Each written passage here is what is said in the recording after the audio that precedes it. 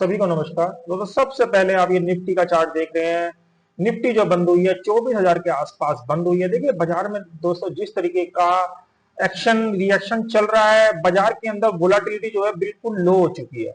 आप देख रहे हैं बाजार एक दिन झटके से ऊपर जाता है या तो और या नीचे आता है। वो बहुत ही झटके वाला टाइम होता है, फिर वो एकदम से बाजार वापस कहीं ना कहीं मुड़ जाता है। तो उसमें लोगों को समझने का मौका भी नहीं मिलता और लोग कहीं ना कहीं वहां पे ट्रैप हो जाते हैं। तो मैक्सिमम तो टाइम बाजार में क्या होता है, पार्टिसिपेट बहुत कम रहता है लोगों का, जिसकी वजह से वोलाटिलिटी जैसे आज थी कल थी इस तरीके की वोलाटिलिटी देखने को मिलती है। और लोग इसके अंदर क्या होता है लगे रहते हैं और अपने पैसे को क्या करते रहते हैं, लूज करते रहते हैं।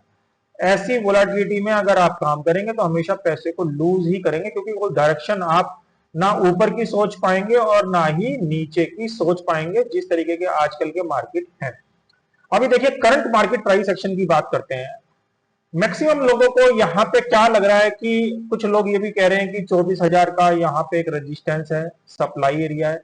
मैं भी इस चीज को मान के चल रहा हूं, बट देखिए मैं प्राइस एक्शन के हिसाब से आपको यहाँ पे बता रहा हूं कि जिस तरीके का एक्शन है, अगर बाजार 23,900 ये वाला जो लेवल है ये वाला, इसके नीचे आने वाले वीक में जो मतलब सॉरी इस वाले वीक में जो अब चल रहा है, अगर इसके नीचे ट्रेड नहीं करता है तो वापस ये वाले लेवल आपको दिखा सकता है 24,400 के। क्योंकि देखिए नीचे से जो प्राइस एक्शन फॉर्म होता हुआ आ रहा है वो एक पॉजिटिव फॉर्म में है।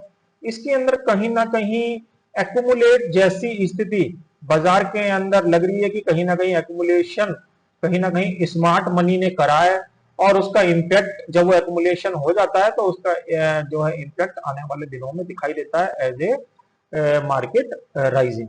तो जिस तरीके की चीजें हैं, छोटे टाइम फ्रेम पे अगर हम बात करें 15 मिनट के टाइम फ्रेम पे, 15 मिनट के टाइम फ्रेम पे मैं आपको यही बोलूंगा कि जब तक बाजार 23,900 के नीचे सक्सेसफुली ट्रेडिंग नहीं कर लेता है काफी देर तक, तो आपको जल्दबाजी नहीं करनी चाहिए और इसके अंदर कंटिन्यूएशन अपसाइड की तरफ ही सोचना चाहिए थोड़ा बहुत।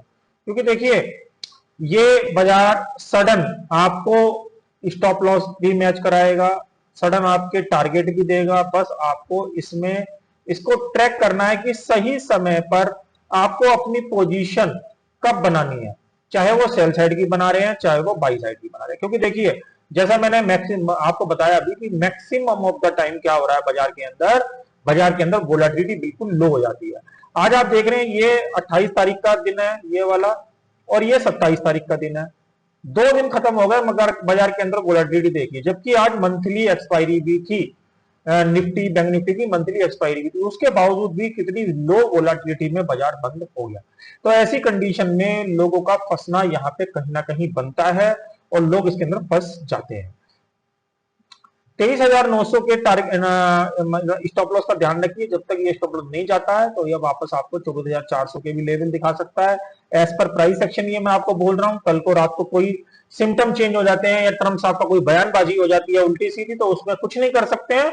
मगर एज पर प्राइस एक्शन ये चीज यहाँ पे दिखाई दे रही है। अगर कल बाजार 23,900 के नीचे मॉर्निंग के सेशन में होल्ड करके गैप डाउन हो जाता है तो फिर सेंटीमेंट वापस ये नेगेटिव हो जाएंगे। बट अभी के प्राइस एक्शन के हिसाब से बाजार 24,400 तक के लेवल में भी आपको दिखाई दे सकता है।